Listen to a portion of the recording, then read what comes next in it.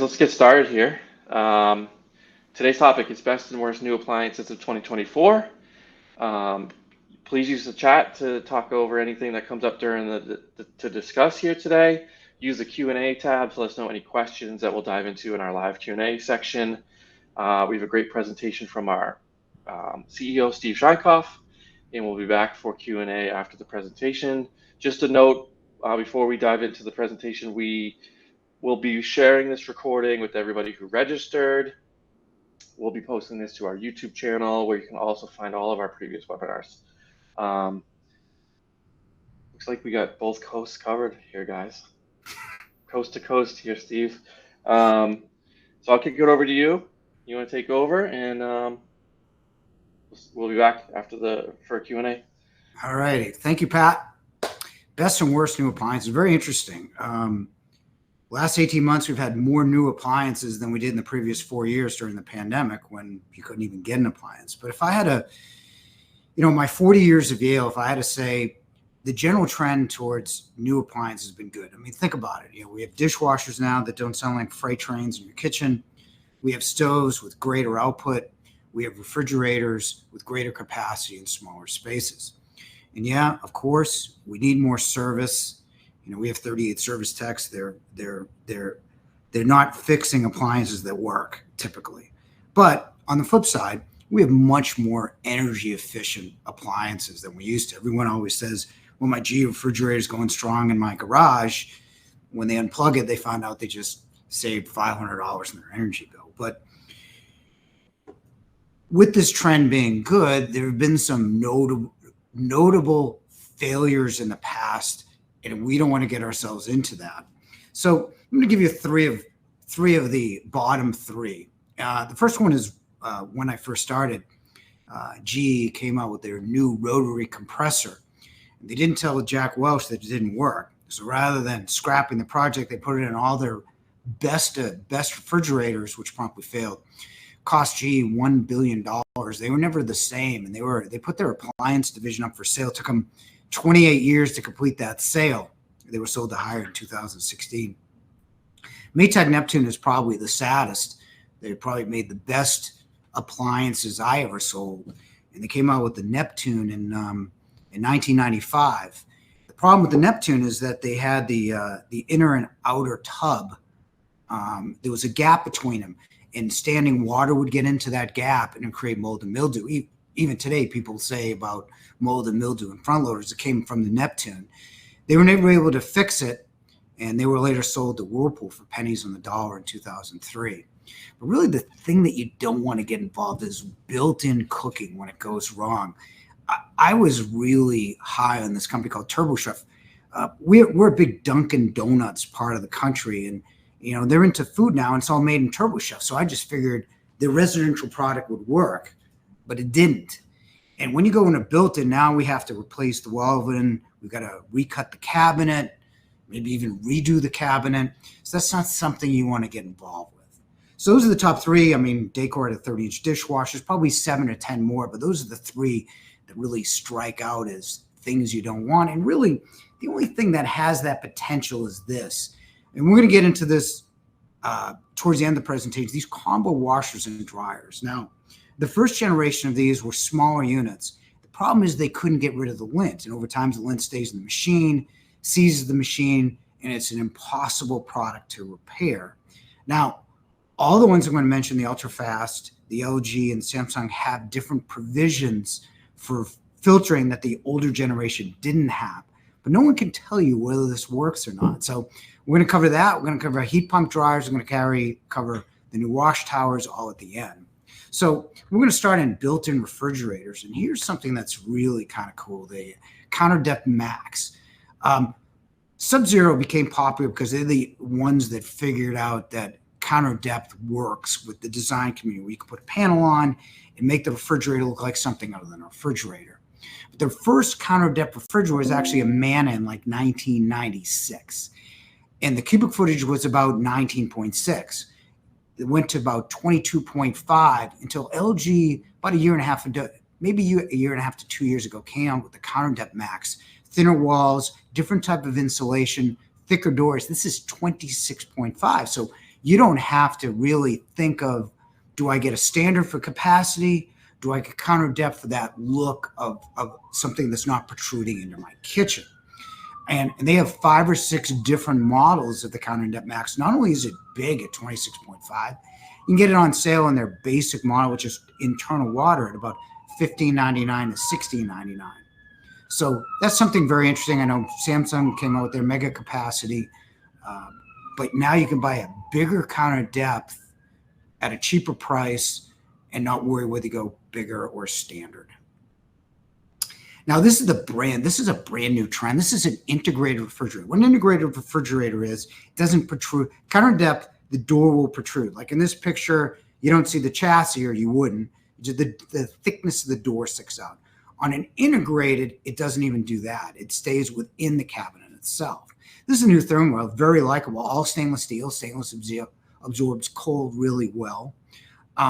On the left-hand side, you get an ice drawer with 2 different types of ice. You get the diamond ice, which is thicker, dissolves slower. So if you get scotch or fine cocktail, we want to drink more of that cocktail, less of the dissolving ice. You have that type of cube, and then you've got regular cubes for colas. On the right-hand side, you have the ThermaFlex drawer, where you can go from 0 to 39 degrees. So if you want a freezer or you want a refrigerator, it's a nice design. The problem with integrated refrigerators with the compressor below and multiple drawers is you got to be about 6'7" to reach the top. That's the size of Kawhi Leonard. I could have said Luka Doncic, but no use rubbing it in as a Celtics fan.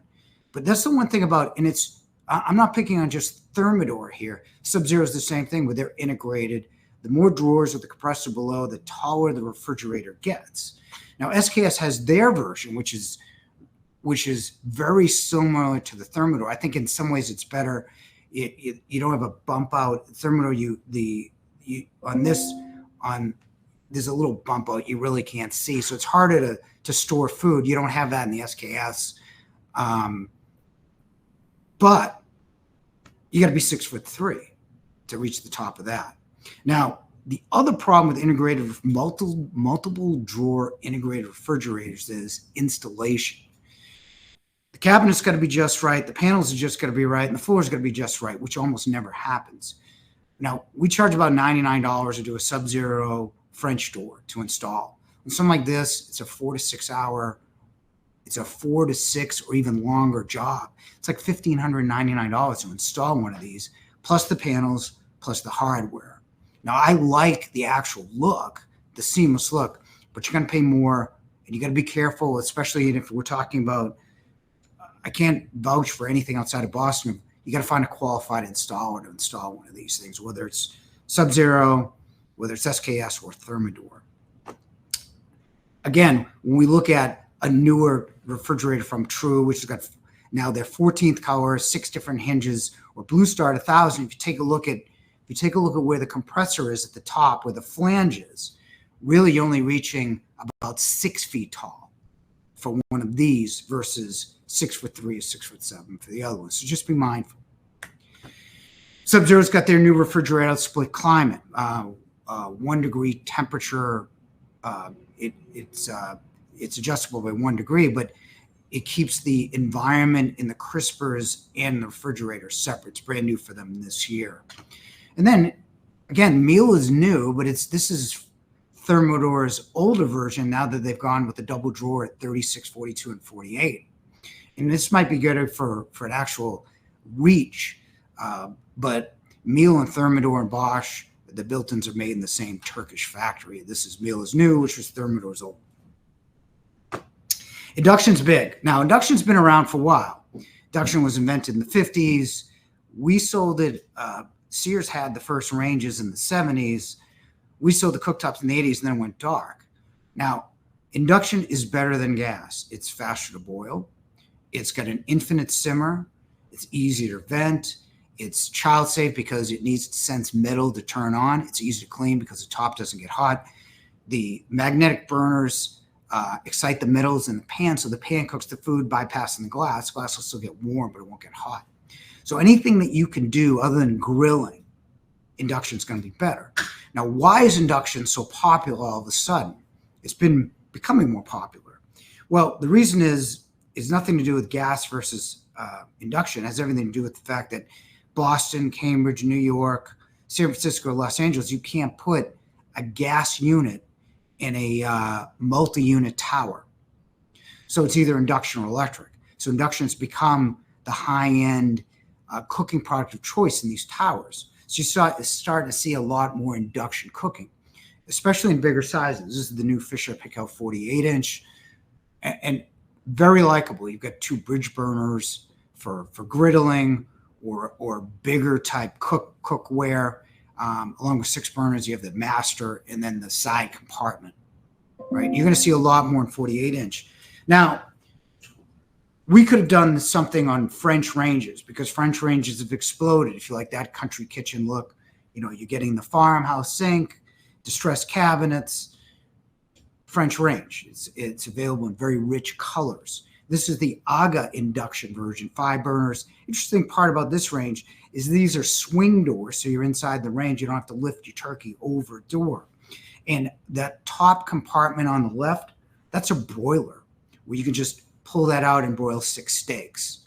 AGA, La Cornue, Cornefait, La Conche, all have something with an induction to it. But this is a brand new induction French country range at 48-inch. And there'll be more because these, Wolf has got their new Vertiflow 36-inch that's been out for a couple of years where they use twin convection plus extended elements to keep a more even heat.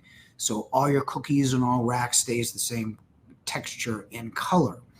Thermador has their Liberty, where you can set the burner at 3 different settings within that burner. So if you want to cook rice and then simmer and warm, you can do that by just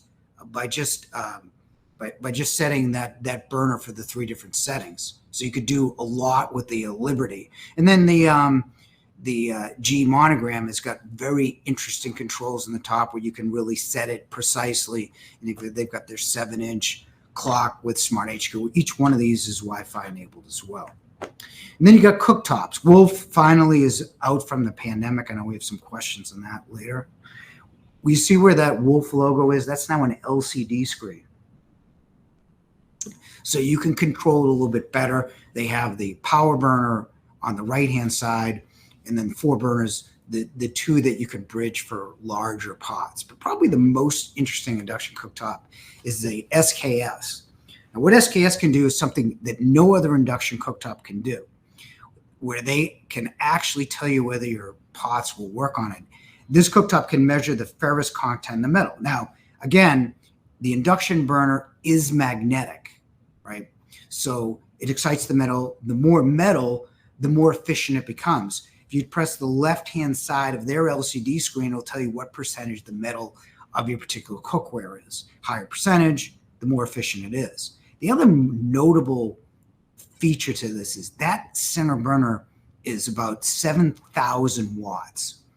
Now, to give you an idea, a power burner on an induction right now averages about 3,600 watts. And that's faster than a 25,000 BTU burner that you'll see a little bit later in the presentation. So I'm really anxious to cook on what a 7,000 watt induction burner actually looks like. But this cooktop, again, can sense the metal in your pans. You can bridge on either side, and it's got just one hell of a burner in the middle. Steam cooking is now simpler than ever. And the 2 best here is going to be Miele's new steam oven and Wolf steam oven. I just got this particular steam. Now, you can cook any number of ways. Microwave is basically targeting moisture and getting rid of the moisture in the food. That's how microwaves work. You can cook by radiant, which cooks by heat, and that slowly bakes the moisture out, or you can cook by moisture. Everything is more flavorful when you add moisture and cook steam, especially if you're baking. You could do anything in a steam oven. It's not just about rice. You can cook meats and everything. I'm trying to get my kid to eat breakfast this morning, so I took turkey pepperoni and steamed it, and she actually ate it, which is amazing. But what I love about these units is you don't have to learn how to cook steam. Wolf's got the gourmet where you put in the food, how you want it cooked. It'll give you the time, temperature, it'll even give you the rack position. Same with Miele as well. What I love about Wolf is it's got 3 reheat modes. You can reheat regularly. You can reheat humid foods like a rice or pasta that you want something soft. But you can also reheat crispy foods, which is something that you weren't able to do in many steam ovens. And it uses more convection, a little less steam, and it does work. I put chicken fingers in there, and it came out perfectly crispy. Again, don't be afraid of steam. There's a lot of good steam product. I'll show you another one very soon where it'll figure it out for you, where you just basically cook with steam. And with that, SKS has got a great wall oven. And we have some questions on speed and steam at the end, but they've got a wall oven that has speed, which is microwave, convection, and then combination. So you can cook as a microwave, you can cook as a convection oven, or you can save a lot of time by cooking both. So you're getting more of the convection, less of that rubbery texture, because again, microwaves target water. The oven below is steam assist. Now, one thing electric ovens do well is they bake well, and baking is a drier, more precise heat. It doesn't roast as well. So when you add steam and you add moisture, you're roasting better. You're also baking better because moisture is essential to hardening crusts. So they have one that's the speed oven over steam assist oven. And once again, like Miele and Wolf, their controls are so easy where you're just pointing and clicking rather than having to figure this stuff out. So, and this one's only about $4,500. So it's super inexpensive for what it is.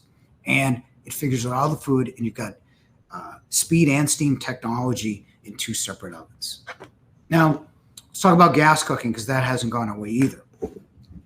Blue Star is a very interesting company. This is another American family-owned company, 1,000 different colors. And if that's not enough, you can send them yours if you've got a paint chip you like to make. It's got 10 different trims. This is a company that said, we'll never put a clock on anything because restaurants don't have clocks. You've got their 7-inch clock with 7 different modes. And they also said, we'll never seal a burner because restaurants never seal. This is their new X8 burner, which is sealed with 8 points on it. The Star burner in the X8, they say more flame goes on more of the pan, so it cooks more evenly. I think basically flame hit pan cooks food and gas. But they have a seal burner with a clock, and this is about as hot as it gets in a gas range. 25,000 BTUs in the front and 18,000 in the back. So this is a very powerful range. And then the SKS has got a really good solid gas range. A lot of companies like Miele, Wolf, Thermador to some extent, their gas range isn't as good as their dual fuel. Everybody puts all their technology on dual fuel. SKS is an exception. You've got a really good interface. The burners are 23,000, 15,000. You get the chromium griddle, very simple to use. It's only $54.99, which is super inexpensive. You get self-cleaning, you get timers and the knobs that light up. It's a great range for not a lot of money and good features. Now let's talk about the combos. Everybody talks about a combo washer and dryer, able to put in something dirty and have it come out clean and dry. Great. We'll talk about that, but we'll talk about the other part is the technology of the drying and its heat pump. Now, to give you an idea, when you vented drying is basically you're pulling air into the dryer, heating it up with elements, which have been around forever, and then venting that to the outside, right? So it's a constant flow of energy. What a heat pump will do is take the air that's in the dryer, send it to the compressor that'll heat it up through an exchanger with the evaporator removing moisture. So it goes on a closed loop. It recycles that air. Not only that, but it's also ventless. So the application of these is a lot more. If you've got water and a drain, you now can have a laundry room. You don't need to vent these out as well. And it turns out the dryers are I think they're the second most energy consumer in your house after your HVAC. So you're going to save a lot of energy. Downside is it's going to take a lot more. It's going to take some time. The combos are going to take a lot more time. But again, there are 3 here. This is the ultra fast. And I think from a technology standpoint, we sold this for about a year. I think the repair rate's about 3% on it. It's done pretty well. And I would certainly encourage everyone to read reviews. what they did is they put the vent in the front. Now I get the feeling that they put the most research into it. Maybe it's because we talked to the engineers so much before they actually introduced it. But the one thing I wouldn't do with anything new is what's done here is what happens if this doesn't work. You put it in a nice laundry room setup, you almost have to demolish that laundry room setup to get something like maybe a wash tower or a side-by-side. You're giving yourself no wiggle room if it doesn't work. The most reliable washer and dryer that you can buy for the last probably 5 to 10 years has been LG. They're a washer dryer company. And they have, their vent is on the top. Now they have more cycles, a little bit bigger, 0.2 cubic feet on the dryer. They're the most reliable. Their heritage is in laundry. The only problem with LG that I see is that you need 30 inches in depth. You got to read page 13 of the manual to figure that out. But now I'm telling you, it's 4 inches past the 36. You need past the dimensions about 30 inches deep. And then you get the Samsung Bespoke, which will give you the most cycles, hundreds of cycles. You can even play Spotify on this actual washer dryer. Again, this is not something I would do, is to, get your sink on the left, you got your reclining, you've got your recliner on the right. I wouldn't box one of these in. Of the three, when we did Samsung repeatedly runs a lot like Bosch or Miele, like Bosch, which flushes out the lint. But we I think we did 8 loads, and there was some lint on the exchanger. And if that happens, that's not a very good thing after 8 loads. But they do have a flushing process. Maybe we didn't use that, but I'd be very wary. Some of the other things you can do if you want to take advantage, that's where their vent is heat pump with the wash tower. That was very successful with the controls in the middle. If you want to stack, again, you don't have to worry about the lint so much because the washer takes a lot of that out and drains it out. You got the controls in the middle of the wash tower. It's now 24 and 28 inches wide. But these shouldn't have a lint problem, I would say, because they have the regular lint filter on the front, and they're also going to be a little bit faster because of the washer. And you can also, the combos are great. They take longer, but you can't reload. Once the combo's in cycle and it takes 3 hours, it's a 3-hour cycle. On the washer, on a wash tower or a separate washer, it's a 28 to a 47 minute. Then you can reload, put it in your dryer. So you can do more laundry in a stated time period than you can on a combo as well. This is something, a separate heat pump dryer. Again, Bosch and Miele have done very well in a compact. This is the new LG heat pump, 7 cubic foot. Again, the washer is going to take away a lot of the lint. You're going to save a lot of money with this dryer. It's ventless. It's gentle on your clothes. It does take a little bit more time, but not a lot. But it's going to save you $150 to $200 per year in energy if you live like in a Boston or Los Angeles, where the cents per kilowatt hour are much higher. So that's really it for washers and dryers. For ventilation, the trend seems to be doing your own. Doing your own meaning getting a wood or some kind of tiled hood. For that, you need a light filter control unit and some kind of blower.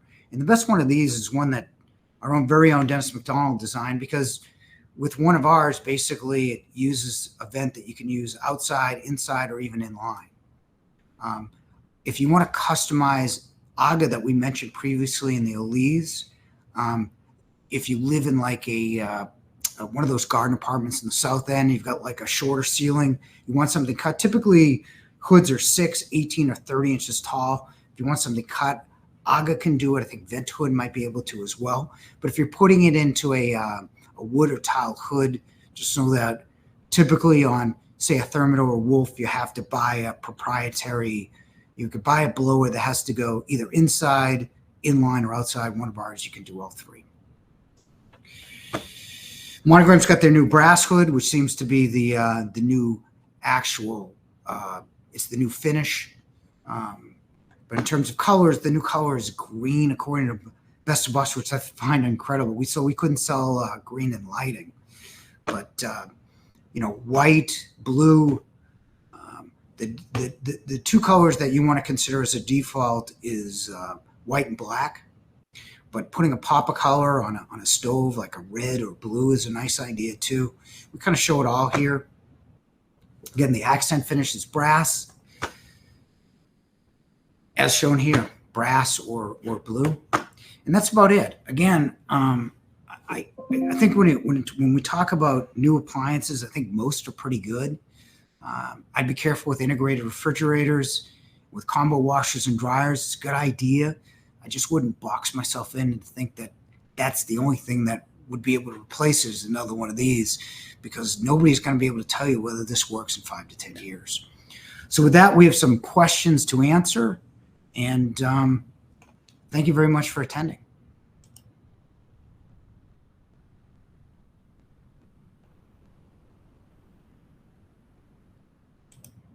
Cool. Thank you, Steve. We're going to get right into the questions that came over during registration. While we do that, seriously, just let us know in the chat what product sticks out to you the most that Steve just shared. You just put that right in the chat. It'd be nice to see there. So we're going to dive right into the questions, and please continue sharing any questions that you have with us in the Q&A tab. Building up a nice list there to dive into. All right, Steve and Fran, are we ready? Yep. So the first question for us, are dual fuel ranges worth the extra costs compared to gas ranges? This is a very common question we hear. Who wants to take that one? Well, good. You start. So I was going to say, really on this question, we always say it really depends on how you cook too. So a lot of people just kind of assume dual fuel's more expensive and must be a better range. It really depends. So the way that all gas works is, the gas top, and then the oven itself is gas. So if you do a lot of roasting, meats, things like that, gas is a moisture heavier heat. So it's going to not dry out your roast and things like that a little bit better. But at the same time, if you do a little more baking with the heavier heat, it doesn't work as well for baking. Also, an electric oven is going to be a little bit more precise when it comes to the temperature. So it really depends on how you cook. The other thing to consider there, especially, on professional style ranges, when you go to dual fuel, you typically will get better features such as timer, control panels, and things like that. So again, not all brands, but an all gas range typically is a little bit less featured. Dual fuel range might have more of those kind of convenience features there as well. And then really depending on how you cook and what you cook the most should definitely be a consideration. Yeah, the other thing is you got to worry about is broiling. My mom was like a broiler from way back, which is why I don't eat meat pretty much. The infrared types in a pro range are the same as the sear elements that people spend $10,000 for in Lynx. So you really get a really nice broiler. That said, if you want to dual fuel, you can always get an infrared grill on some of the cooktops. You just got to make sure you vent that properly. But again, it really, as Fran says, it really depends on how you cook. Cool. Thank you, guys. This question has come in. If someone has purchased a fridge or anything with a 4 to 6 month lead time, are they able to switch to another version within a specific time frame? What do vendors usually do about that type of scenario? There's a couple questions there. You guys want to talk about the current kind of landscape of ordering appliances and the back orders or non-back orders, and then the second part, how should a customer go about that if there is a delay? Yeah, I can't think of anything that takes a 4 to 6 month lead time anymore. This is a great question, and 2020 to 2022, you were motivated by buying whatever you could. Now I urge you to wait until a promotional period, which there's so many promotional periods. We're now in July 4th. July 4th is really defined by Memorial Day to basically July 22nd. And then you got Labor Day, which is half of August, half of September. And then you get Black Friday, which is Halloween to New Year's almost at this point. So there is nothing 4 to 6 month lead time unless you buy a La Cornue stove from France or you buy a specialty color from True or Blue Star maybe. But Sub-Zero you can get in a week. Wolf you can get probably within a couple of weeks. So I wouldn't, there's nothing 4 to 6 lead time. Now, you bring a good question of restocking charges. We don't do restocking charges. And the reason why we don't do restocking charges is because the conversations we have with customers, with managers and everything else, we're talking more about restocking charges than anything else. So we just create an outlet and throw everything in there. If something didn't fit or someone didn't like something, we put it in an outlet to a certain degree. But typically, the stores around here, and you can look on their sites, they're going to charge you 25 to 30% for restocking charge when something doesn't fit. One of the things that you should be doing on the West Coast or East Coast is have somebody professional to measure your place. We offer that at free of charge, where we'll go out and measure it to make sure it'll fit. And that's something that you should definitely do. And that's it. I mean, we're promising same day, next day delivery. So there's no reason why you have to wait 4 to 6 months for anything. And there's no reason for you to get a restocking charge. If someone physically measures something and says it'll work, then at least the store has got some skin in the game. That's my opinion. Nobody should be paying 25 to 30%.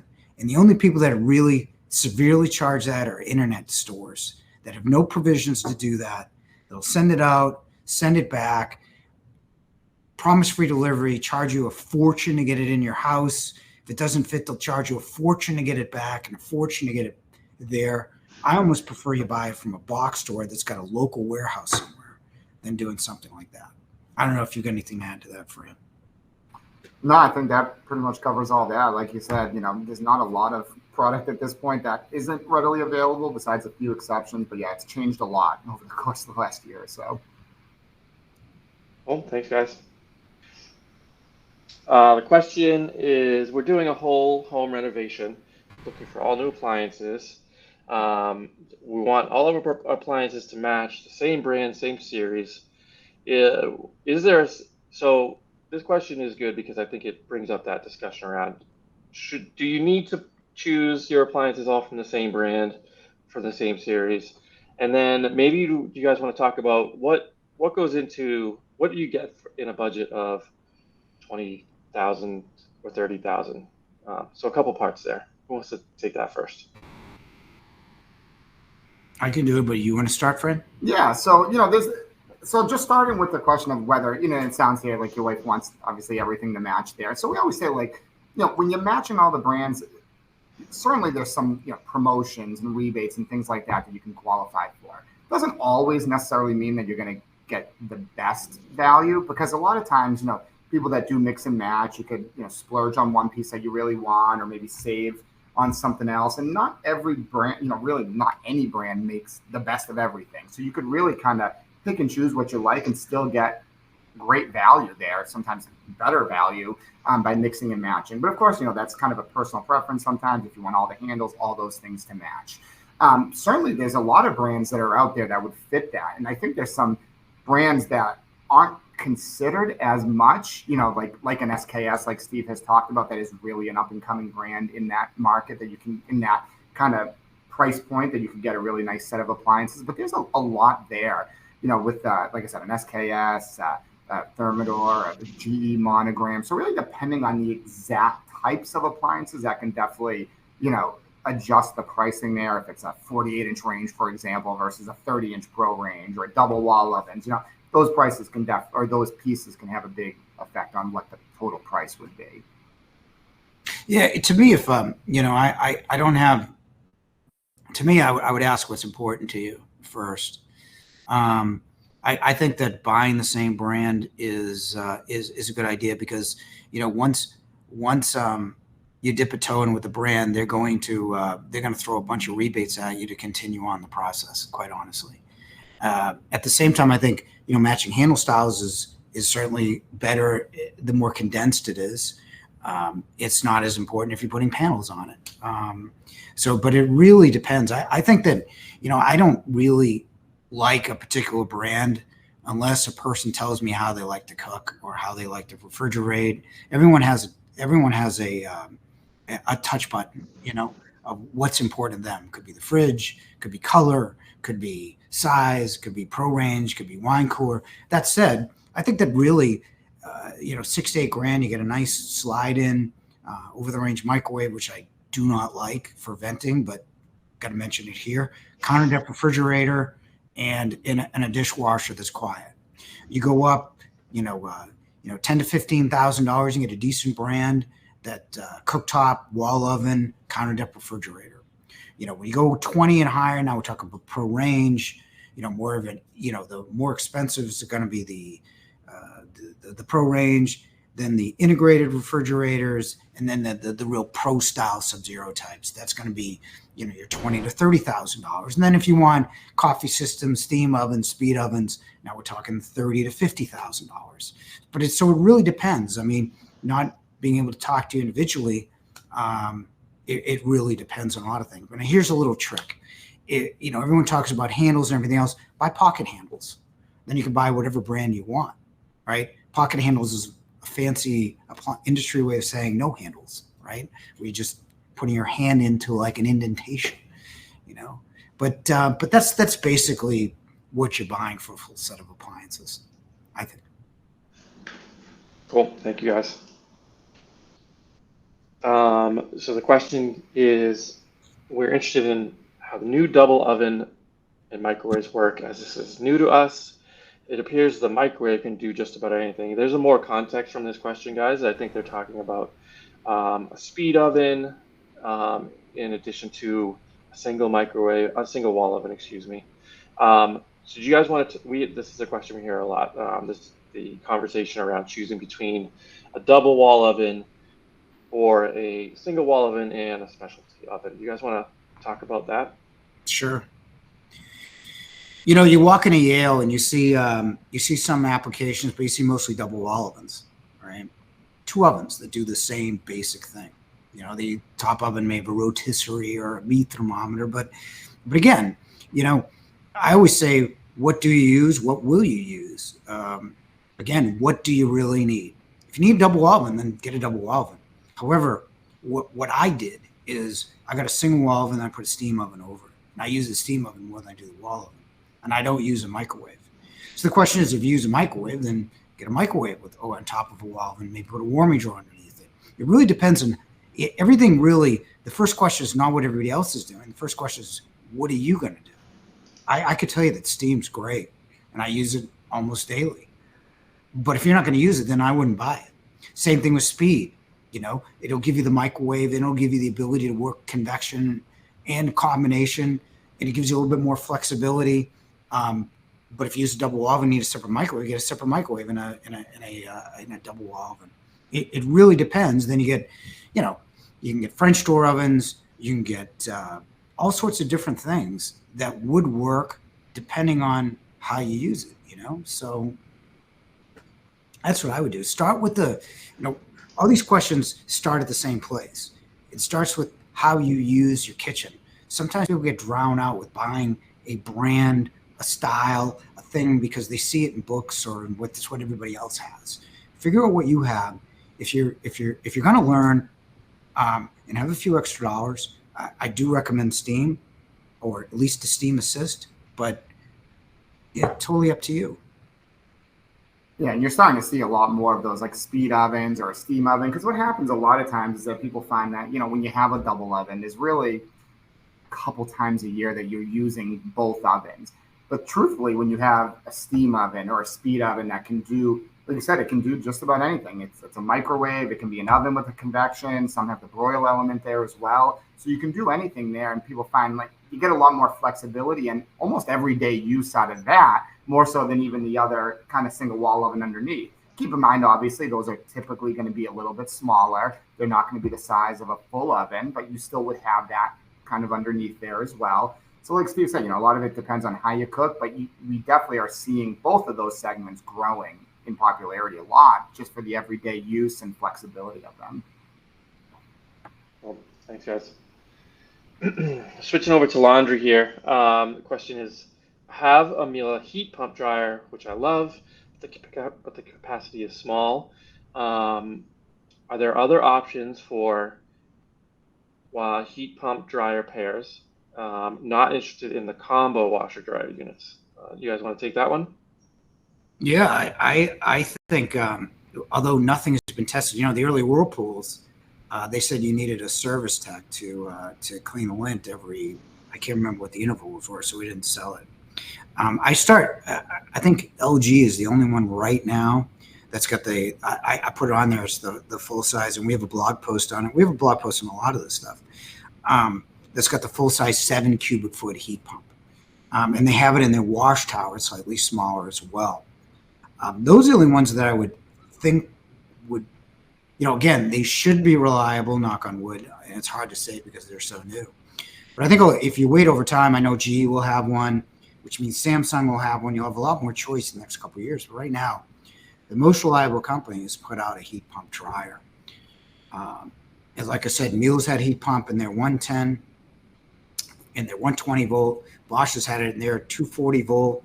Both seem to be reliable as independent pairs, but to your point, they're much smaller. But I'd give that LG a shot. Certainly, either as the wash tower or the separate piece. And another question about laundry. Are there options for are there options for reliable washer heat pump dryer pairs? You guys want to talk about take that one? Yeah, very similar to the last one. Yeah, so for full, there's certainly options in full size, like Steve said, LG with the unitize. They have a separate full size dryer as well, and then certainly in compact laundry, there's options from Miele or Bosch. There's some additional options there for sure. Yeah, for anyone that's really interested in a heat pump, if you go to our blog, all this stuff's free. We washed and dried with the combinations, all different kinds of loads, whites, bedding, all this other stuff, and we did it with heat pump versus vented as well. All that stuff is right on the blog site where you can see the time, because it does. Heat pumps do dry at a lower temperature, so they do take a longer period of time, and the combos take especially longer periods of time to wash and dry. Question about refrigeration. I'm replacing my CounterDepth side-by-side. I'm trying to figure out what's better, another side-by-side or a French door. Do you guys want to talk about the considerations there between those two styles? Yeah, again, side-by-sides went out when French doors came in, and side-by-sides make a little bit of return during the pandemic because you get more freezer storage. It's a little bit more organized. French doors are more popular, certainly from manufacturers. There's more models now. You got to really look for a side-by-side. Nice thing about a French door is you get more lateral storage, right? Whereas side-by-sides are up and down. French doors are lateral. You're not bending for your refrigerator, but you are bending more for your freezer. So you're going to have more options in French door as well. So it really depends on how you store it. Although side-by-sides with water and ice at the door are more reliable than the French doors, because French doors have the water and ice dispenser in the refrigerator where it's warmer, so it leaks more. Cool. Thank you. Question about induction and venting. While we're planning on an induction cooktop, what should we look for in a vent? How does induction differ, or does it differ than standard cooking? You guys want to take that? Yeah, so again, I think similar here. It depends on how you cook. So in general, with induction, technically you do need less venting than gas, but that doesn't mean you should just have less or have none, because if you still do a lot of high heat cooking, cooking with a lot of smoke and odor and things like that, you clearly want to still be able to vent that properly out of your kitchen. The difference with the gas is obviously you don't have that flame. There's you're not really venting out any of that, the pollutants with the gas or anything like that. So induction is going to be cleaner in general. But again, if you do a lot of high heat cooking, high smoke cooking, you definitely still want to have something that does a good job venting. You don't have to go overboard on 1,000 CFM or anything like that most times, but you definitely want to have enough that's going to clear out whatever it is that you're cooking. Yeah, this is right in our wheelhouse. We just did the ventilation seminar last one, and we talked about induction. One of the things that is this industry's done really poorly at is ventilation, I would say. Like an over-the-range microwave is 60 inches deep. Now, I'm willing to bet everybody here that when you cooked this morning, you cooked on the front burner, which was 23 inches. Now, induction, I don't think gives off carbon monoxide, but the process of burning fat means that, nitrogen, oxygen, nitrogen oxide, carbon dioxide, particulate matter, formaldehyde has been produced, right? So if you don't have the right vent over it, it's going to stay in your house. Now, why this has become such an issue is because everything is now passive home, LEED certification. Your windows are better, your housing materials are better. So all that stuff stays in your house a longer period of time, whether it's induction or gas. And you really have to ventilate properly the more you cook, right? Because you're still producing less volume, but still more of that stuff that's going to stay in your house longer.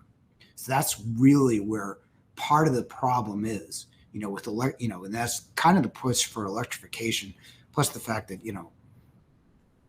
there's gas leaks within the whole gas system in your house, in the lines, whatever. But if you're going to cook with induction, electric, or gas, you should vent properly. That means getting a vent that's 23 inches, that's got decent CFM, vented outside your house, and straight up or straight back, and you'll be fine, whether it's induction, gas, or electric. Cool. And now we'll switch over to the live Q&A. We have about 12 minutes left. Let's get through as many as we can here, Steve and Fran. I have a few queued up here. I need a downdraft cooktop. Has anything changed on that? We always get a question around downdrafts. Do you guys want to dig into that topic? Yeah, nothing's changed. Downdrafts are the same. Now, again, I'm not here to say, hey, guess what? Remodel your kitchen. The vents in the center island. You got to renovate all that. I can't do that. That's irresponsible. I will say this: that if you've got a downdraft, nothing much has changed. The problem with downdrafts is that smoke and all that is being captured by a 6-inch kind of strip vent when you look at your downdraft, and that doesn't happen. If we look at restaurants that do it professionally, you don't find any downdrafts. That said, if you're going to get a downdraft, most are very similar. I would open a window. That's my best piece of advice: is opening windows. Maybe cook on the back burners closer to it. There's less power in the back burners anyway, but downdrafts really are not effective as ventilators per se. Cool. Let's take this one. Could you comment on service? Even the most reliable appliances are going to need service, and third-party service are not up to speed. You guys want to talk about how do we educate our customers around the service conversation?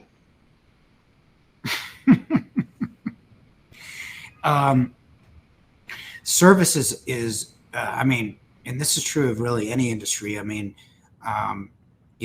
Trying to find a plumber and electrician now.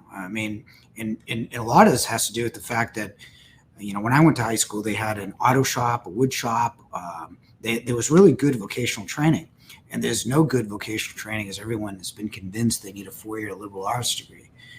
Nothing against 4 years of liberal arts degree, but someone who could work with their hands can do a heck of a lot better. We educate customers in saying that we are committed to service. And my mantra is here: sometime before I retire, we're going to be same-day service. That's our goal. And that's by far the biggest part of our company. Now, let's go out of the Boston area. How do you do it on the West Coast? Is really the responsible thing that a lot of people do is they look at reviews and they do their research on product. That's great. And they do it on stores. That's great too. But the difference between Wolf, Thermador, Gaggenau, Wolf, Thermador, Miele, perhaps, and even Gaggenau is who can fix it in your area the best. And you have to do that next level. You almost do that next level of who can deliver it and who can install it now that you've got 6 doors you got to put on a fridge. And if it takes us 4 to 6 hours to do it, and that's all we do, you got to find people in your area that can get this done. You have to, because it is not unlikely for you to wait 2 months to get something fixed now, easily, in different areas. So my whole mantra is basically is review, verify, trust, get it on paper. And these 10-year warranties that you think you're getting for free won't matter, because no independent is going to service anything after on year 7 at a low contract rate. So you can forget about those two, right? But do your due diligence. Absolutely do your due diligence. Whether you're in Boston or whether you're in Boise, it doesn't matter. Yeah, make sure you know who's going to be there to support that purchase before there's an issue. A couple laundry questions. Back to combos. Do all combos run on 120 volts, or do some require 240 volts? There is a difference there. You guys want to talk about Half an inch. Yeah, all the new ones that we've kind of showed today that Steve kind of went over, those are all operating on the 120 with the heat pump. So much more efficient that way. And yeah, these all run now on kind of the 110 volts. Oh, Bosch runs on 240. Does the new LG, this is the big one, does the big one work on 240? The combo wash one. Yeah, the all-in-one dryers are still 240. I mean, I'm sorry, the not all-in-one dryers Exactly. are still 240. The combos are all 120. So it's a half and half. And then this is a question about, again, with the combos. With these heat pumps, ventless dryers, what do you do with the piping for the venting? Yeah, you can definitely have someone come in and cap that vent. So you would absolutely want to have that capped off. Yeah, I mean, capping it is going to be much more energy efficient. The whole idea behind, you go to Europe where they have passive home LEED certification gold is every time it's expensive to put a hole in your house, but every time you tap a hole and air can't get in, you're going to save some money, right? Especially in laundry rooms that typically, the heat in the wintertime isn't going to go right through your roof. So I would definitely cap that pipe. Cool. Back to the steam oven, the specialty oven conversation. If I go with the steam oven, does that mean I can go without a microwave? I think there's some options there. I have. Let me give you an idea. Like warming something up in a microwave is what, 2 minutes? Warming up something in a steam oven is roughly 10 minutes. But I will tell you, the quality of what comes out of the steam oven is worth the extra 8 minutes. It's going to taste better than it did previously sitting in your refrigerator, whereas the microwave, because it targets moisture, is going to taste measurably worse. Like no one looks forward to having a meal out of a microwave. That'll change with the steam oven if you got that extra 8 minutes of time. But I haven't touched my microwave since I got a steam oven. Yeah, and the only other thing I'd point out there is, if you're reheating like liquids or popcorn, things like that, you won't be able to do that in the steam oven. But, other than that, reheating food, absolutely. I mean, come on. Put the extra virgin olive oil in a pan, put the kernels in. It's so much more healthy. I mean, these microwave popcorns have got I can't pronounce the ingredients in them. They'll probably taste a lot better too. We do have a fun video on our YouTube channel where Steve does a taste test of leftovers reheated in a microwave versus steam oven for any folks who want to check that out. That was before the latest technology, because we didn't like the pizza. That's true. I think if you reheated crispy, I think the pizza would come out pretty well. Here's with the test. Yeah, good point. Here's a question. The population is downsizing their homes, or for folks downsizing their homes, why aren't appliance manufacturers following that trend?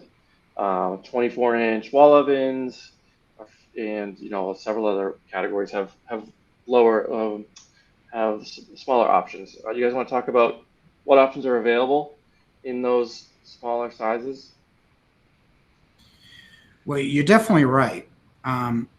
We've made things bigger We haven't made things smaller. And when we make things smaller, they tend to be super expensive. You can get 24-inch wall ovens.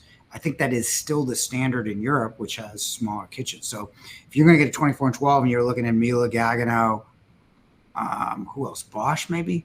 Yeah, yeah. Most of like the European style brands there. Most European style brands. If you were to get a 24-inch range, it's like you've been penalized. You know, we always, when we did videos on small kitchens, I always say get an 18-inch dishwasher and a 30-inch stove, rather a 24-inch dishwasher and 24-inch stove, because an 18-inch almost fits as much as 24, but you get so many more choices in 30. It's almost comical, the 24-inch ranges that you get. They're that bad. But you're right. Manufacturers haven't followed that trend, and I don't think you're going to convince a manufacturer to open a factory to make a 24-inch wall oven. I don't think.